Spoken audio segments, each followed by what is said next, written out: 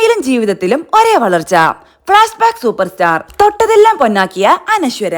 തുടർ വിജയങ്ങളിലൂടെ മലയാളത്തിന്റെ ഇഷ്ടനായികയായി മാറുകയാണ് അനശ്വര രാജൻ. കഴിഞ്ഞ വർഷത്തെ ഹിറ്റ് ചിത്രങ്ങളായ എബ്രഹാം ഓസ്ലറിലും ഗുരുവായൂർ അമ്പലനടയിലും ശ്രദ്ധേയമായ വേഷങ്ങൾ ചെയ്ത അനശ്വര 2025 രേഖാചിത്രത്തിലൂടെ വീണ്ടും ബോക്സ് ഓഫീസിലെ മിന്നും താരമായി മാറുകയാണ്. കണ്ണടച്ച് തുറക്കുന്ന വേഗത്തിലായിരുന്നു ബാലതാരമായി എത്തിയ അനശ്വരയുടെ നായികയിലേക്കുള്ള വളർച്ച. ബാലതാരമായി വന്നു നായികമാരായ ഒട്ടേറെ അഭിനേതാക്കൾ മലയാളത്തിലുണ്ട്. ശോഭന, ഉർവശി, ഗീതു മോഹൻദാസ്, ശാലിനി, ശ്യാമിലി, സനുഷ, മഞ്ജിമ മോഹൻ, നസ്രിയ നസീം, അനിക സുരേന്ദ്രൻ, എസ്തർ അനിൽ, ഇങ്ങനെ നീളുന്നു ആ നിര. ഇവരിൽ ചിലരൊക്കെ ബാലതാരമായി തിളങ്ങിയെങ്കിലും നായികയായി വേണ്ടത്ര ശോഭിക്കാതെ പോയിട്ടുണ്ട്. ബാലതാരമായും നായികയായും ഒരുപോലെ ശോഭിച്ച അഭിനേത്രിയാണ് അനശ്വര രാജൻ. സ്ക്രീനിലെ പ്രകടനങ്ങൾ കൊണ്ടും ഓഫ് സ്ക്രീനിലെ പക്വതയാർന്ന നിലപാടുകളുടെ പേരിലും ശ്രദ്ധേയയാണ് അനശ്വര. കഥാപാത്രങ്ങൾക്കൊപ്പം വളർന്ന അഭിനേത്രി. ബാലതാരമായി വന്ന് പിന്നീട് നായിക, നായകന്മാരായ അഭിനേതാക്കളിൽ നിന്ന് അനശ്വരയെ വ്യത്യസ്തമാക്കുന്ന ഒരു കൗതുകമുണ്ട്. 10ാം ക്ലാസ്സുകാരിയായി എത്തിയ അനശ്വര പിന്നീട് +2 കാരിയായും ഡിഗ്രിക്കാരിയായും സിനിമക്കുള്ളിലെ കഥാപാത്രങ്ങളിലൂടെ വളർന്ന് നായികയായി മാറിയെന്നതാണ് ആ പ്രത്യേകത. ഫാന്റം പ്രവീണിന്റെ സംവിധാനത്തിൽ 2017 റിലീസായ ഉദാഹരണ സുജാതയിൽ ബാലതാരമായിട്ടാണ് അനശ്വരയുടെ അരങ്ങേറ്റം. മഞ്ജു വാര്യർ അവതരിപ്പിച്ച സുജാത കൃഷ്ണൻ എന്ന കഥാപാത്രത്തിന്റെ മകൾ 10ാം ക്ലാസ്സുകാരി ആതിര കൃഷ്ണനായിട്ടാണ് ചിത്രത്തിൽ അനശ്വര വേഷമിട്ടത്. 2 വർഷങ്ങൾക്ക് ശേഷം പുറത്തിറങ്ങിയ തണ്ണീർമത്തൻ ദിനങ്ങളിൽ എത്തിയപ്പോൾ ഫുൾ A+ അനശ്വരയ്ക്ക് 10ാം ക്ലാസ്സിൽ നിന്ന് +2ലേക്ക് പ്രമോഷൻ ലഭിച്ചു. ഗിരീഷ് ഏടി ആയിരുന്നു സംവിധായകൻ. ദേശീയ ചലച്ചിത്ര പുരസ്കാര വേദിയിൽ പ്രത്യേക ജൂറി പരാമർശം നേടിയ കാവ്യ പ്രകാശിന്റെ വാങ്കി എന്ന ചിത്രത്തിലെത്തിയപ്പോൾ Anaswara arts and science college വിദ്യാർത്ഥിനിയായിരുന്നു. ഗിരീഷ് ഏടിയുടെ 2ാമത്തെ ചിത്രം സൂപ്പർ ശരണ്യയിൽ ടൈറ്റിൽ കഥാപാത്രമായ ശരണ്യയെ അവതരിപ്പിച്ചപ്പോൾ +2വിന് ശേഷം എഞ്ചിനീയറിംഗ് കോളേജ് തെരഞ്ഞെടുക്കാനുള്ള അവസരം അനശ്വരയ്ക്ക് ലഭിച്ചു. നിഖിൽ മുരളി സംവിധാനം ചെയ്ത പ്രണയവിലാസത്തിലും അനശ്വര കോളേജ് വിദ്യാർത്ഥിനിയായിരുന്നു. ഫാന്റം പ്രവീൺ, ഗിരീഷ് ഏടി, കാവ്യ പ്രകാശ്, നിഖിൽ മുരളി എന്നിവരുടെ അരങ്ങേറ്റ ചിത്രങ്ങളിൽ പ്രധാന വേഷങ്ങളിലെത്താൻ അനശ്വരയ്ക്ക് കഴിഞ്ഞു എന്നതും മറ്റൊരു കൗതുകം. മിഥുൻ മാനുവൽ തോമസിന്റെ എബ്രഹാം ഓസ്ലറിൽ എത്തിയപ്പോൾ മെഡിക്കൽ കോളേജ് വിദ്യാർത്ഥിനിയാകാനും അനശ്വരയ്ക്ക് ഭാഗ്യം ലഭിച്ചു. സിനിമയുടെ ആരംഭകാലം മുതൽ വ്യാപകമായി കഥ പറച്ചിലിന് ഉപയോഗിക്കുന്ന സങ്കേതങ്ങളിലൊന്നാണ് ഫ്ലാഷ് ബാക്ക്. പ്രേക്ഷകരുമായി അതിവൈകാരികമായി കണക്ട് ചെയ്യുന്നവയാണ് മിക്കപ്പോഴും ഫ്ലാഷ് ബാക്ക് രംഗങ്ങൾ. സിനിമയുടെ കഥാഗതിയിൽ വലിയ പ്രാധാന്യമാണ് ഫ്ലാഷ് ബാക്ക് രംഗങ്ങൾക്കുള്ളത്. അതുകൊണ്ട് തന്നെ ഫ്ലാഷ് ബാക്ക് രംഗങ്ങളിൽ എത്തുന്ന അഭിനേതാക്കൾക്ക് വലിയ പ്രാധാന്യമുണ്ട്. മിസ്കാസ്റ്റ് ആയാൽ സിനിമയുടെ മൊത്തം പ്രകടനത്തെ അത് ബാധിക്കും. നവാഗത സംവിധായകരുടേത് എന്ന പോലെ തന്നെ ഫ്ലാഷ് ബാക്ക് സ്റ്റോറികളിലെയും സംവിധായകരുടെ പ്രിയപ്പെട്ട നായികയാണ് അനശ്വര. രേഖാചിത്രം, പ്രണയവിലാസം, എബ്രഹാം ഓസ്ലർ എന്നീ ചിത്രങ്ങളിൽ ഫ്ലാഷ് ബാക്ക് രംഗങ്ങളിൽ മികവാർന്ന പ്രകടനമാണ് അനുഗ്രഹീതയായ ഈ കലാകാരി പുറത്തെടുക്കുന്നത്. ശ്രീധന്യ അവതരിപ്പിച്ച അനുശ്രീ എന്ന കഥാപാത്രത്തിന്റെ പൂർവ്വകാലമാണ് പ്രണയവിലാസത്തിൽ അനശ്വര അവതരിപ്പിക്കുന്നത്. ഹക്കീം ഷാ അവതരിപ്പിച്ച വിനോദി എന്ന കഥാപാത്രത്തിനൊപ്പമുള്ള പ്രണയകാലമാണ് ഫ്ലാഷ് ബാക്കിലൂടെ സംവിധായകൻ ആവിഷ്കരിക്കുന്നത്. അനുശ്രീ എന്ന കഥാപാത്രത്തിന്റെ മരണശേഷം അവരുടെ ഡയറി കുറിപ്പുകളിലൂടെ ഭർത്താവും മകനും വായിച്ചെടുക്കുന്നതായിട്ടാണ് പ്രണയത്തെ അവതരിപ്പിക്കുന്നത്. ഭൂതകാലത്തിലും വർത്തമാനകാലത്തും വിനോദ് എന്ന കഥാപാത്രത്തെ അവതരിപ്പിച്ചിരിക്കുന്നത് ഹക്കീം ഷാ തന്നെയാണ്.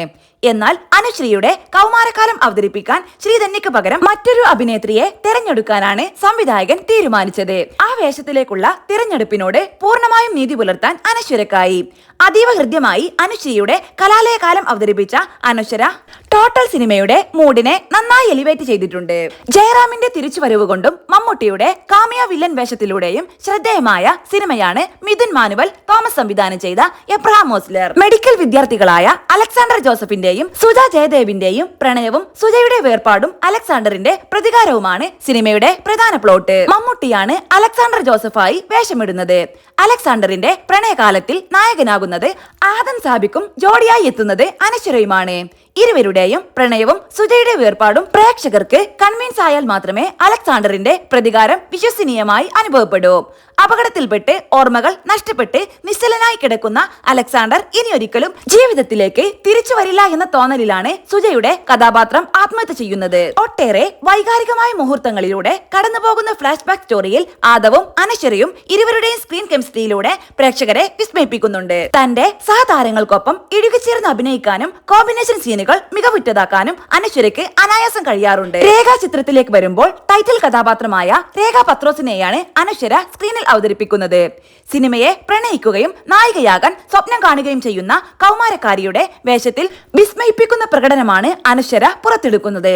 കാതോട് കാതോരം ചിത്രത്തിന്റെ ലൊക്കേഷനിൽ ഒരുപിടി സ്വപ്നങ്ങളുമായി എത്തുന്ന രേഖയുടെ കഥയാണ് രേഖാചിത്രം. കൗമാരക്കാരിയായ ഒരുവളുടെ സിനിമയോടുള്ള അഭിനിവേശത്തെയും കൗതുകങ്ങളെയും സ്വപ്നങ്ങളെയും എന്തു മനോഹരമായിട്ടാണ് അനശ്വര സ്ക്രീനിലേക്ക് പകർത്തുന്നത്. കരിയർ ഗ്രാഫ് വീണ്ടും ഉയർത്തുന്ന ഗംഭീര പ്രകടനം, ബോൾഡ് ആൻഡ് ബ്യൂട്ടിഫുൾ. 8 വർഷത്തെ തന്റെ ഹ്രസ്വമായ കരിയറിൽ ഇതിനോടകം ഒട്ടേറെ പരീക്ഷണ സ്വഭാവമുള്ളതും ബോൾഡുമായ സ്ത്രീ കഥാപാത്രങ്ങളെ അവതരിപ്പിക്കാൻ അനശ്വരയ്ക്ക് കഴിഞ്ഞിട്ടുണ്ട്.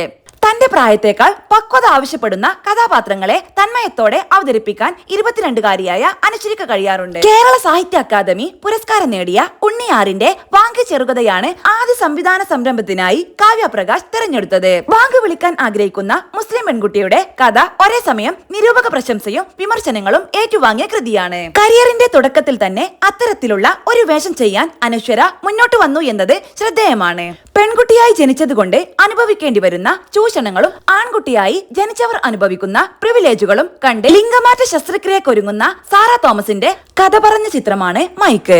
ശസ്ത്രക്രിയക്ക് ശേഷം ആണായി മാറുമ്പോൾ ഇടാൻ വേണ്ടി സാറ കരുതി വെച്ചിരിക്കുന്ന പേരാണ് മൈക്ക്. യഥാർത്ഥത്തിൽ ട്രാൻസ്ജെൻഡേഴ്സിനെ പോലെ ലിംഗപരമായ പ്രതിസന്ധികളിലൂടെ കടന്നുപോകുന്ന വ്യക്തിയല്ല സാറ. അവളുടെ സാഹചര്യങ്ങളും അവൾ അനുഭവിക്കേണ്ടി വന്ന മാനസിക സംഘർഷങ്ങളുമാണ് പുരുഷത്വം സ്വീകരിക്കാൻ അവളെ പ്രേരിപ്പിക്കുന്നത്. ആ തീരുമാനത്തിൽ പോലും പലതരം മാനസിക സംഘർഷങ്ങളിലൂടെ അവൾ കടന്നു പോകുന്നുണ്ട്. പ്രണയം തോന്നി തുടങ്ങുമ്പോൾ അവൾ അവളുടെ പെൺമയെ വീണ്ടെടുക്കുന്നുണ്ട്. മനോഹരമായ ഒരു പ്ലോട്ടായിരുന്നു മൈക്കിന്റേത്. എന്നാൽ പ്ലോട്ടിനോട് പൂർണ്ണമായും നീതി പുലർത്താൻ കഴിയാത്ത ദുർബലമായ തിരക്കഥയാണ് മൈക്ക് സിനിമയുടെ പരാജയ കാരണങ്ങളിലൊന്ന്. തിരക്കഥയുടെ പരിമിതികൾക്കിടയിലും പരീക്ഷണ സ്വഭാവമുള്ള കഥാപാത്രത്തെ അനശ്വര മികവുറ്റതാക്കുന്നുണ്ട്. ക്രൂരമായ റേപ്പിന് ഇരയാകേണ്ടി വരുന്ന സാറ എന്ന അന്ധയായ പെൺകുട്ടി തന്റെ ശില്പങ്ങൾ നിർമ്മിക്കാനുള്ള കഴിവിലൂടെ കുറ്റവാളിയെ നിയമത്തിന് മുന്നിൽ കൊണ്ടുവരുന്ന അതിജീവനത്തിന്റെ കഥയാണ് ജിത്തു ജോസഫിന്റെ നേരി എന്ന ചിത്രം പറഞ്ഞത്. വിചാരണ വേളയിൽ നിരന്തരം അപമാനിക്കപ്പെടുകയും മാനസിക സംഘർഷങ്ങളിലൂടെ കടന്നു പോകുമ്പോഴും നീതി ലഭിക്കും വരെ പോരാട്ടം തുടരുന്ന സാറയുടെ കഥാപാത്രം അനശ്വരയുടെ കൈകളിൽ സുരക്ഷിതമായിരുന്നു. അഭിഭാഷക വേഷത്തിലെത്തി സൂപ്പർ സ്റ്റാർ മോഹൻലാലിനൊപ്പം കിടപിടിക്കുന്ന റോളായിരുന്നു നേരിലേത്. സിനിമയ്ക്കുള്ളിൽ മാത്രമല്ല ഓഫ് സ്ക്രീനിലും കൃത്യമായ നിലപാടുകൾ സ്വീകരിക്കുന്ന വ്യക്തിയാണ് അനശ്വര. സോഷ്യൽ മീഡിയയിൽ തനിക്കെതിരെ ഉയർന്നു വരാറുള്ള വിമർശനങ്ങളോടും സൈബർ അറ്റാക്കുകളോടും വ്യക്തതയോടെ ശക്തമായി പ്രതികരിക്കാനും അനശ്വര ജാഗ്രത പുലർത്താറുണ്ട്.